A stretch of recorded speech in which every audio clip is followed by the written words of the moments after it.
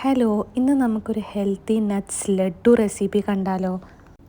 നിങ്ങൾക്ക് ഓൾറെഡി അറിയാവുന്ന റെസിപ്പി ആയിരിക്കും, എല്ലായിടത്തും കണ്ടിട്ടുള്ളതാണ്. എന്നാലും നമുക്കൊന്നുകൂടെ കാണാം. ഞാൻ ആദ്യം കുറച്ച് ഡേറ്റ്സ് സോക്ക് ചെയ്യാൻ വെച്ചിട്ടുണ്ട് ചൂടുവെള്ളത്തിൽ. അതിനുശേഷം ഒരു പാനിൽ നമുക്ക് ഇഷ്ടമുള്ള നട്ട്സും സീഡ്സും ഒക്കെ ആഡ് ചെയ്യാം.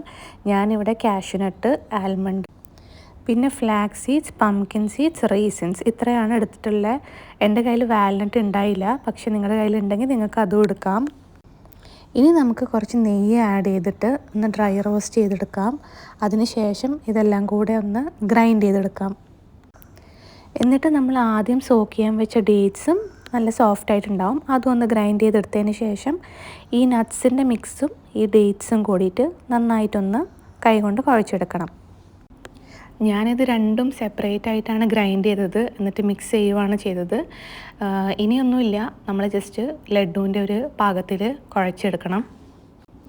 ഇത് നട്ട്സ് വെച്ചിട്ടുള്ള റെസിപ്പിയാണ്. ഞാൻ ഇതിൻ്റെ കൂടെ തന്നെ ഒരു പാനിൽ കുറച്ച് റാഗിപ്പൊടിയും നെയ്യിൽ വറുത്തെടുത്തിട്ടുണ്ടായിരുന്നു.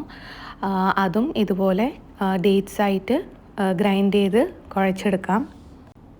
അങ്ങനെ നമ്മുടെ റാഗി ലഡ്ഡുവും റെഡിയാണ്.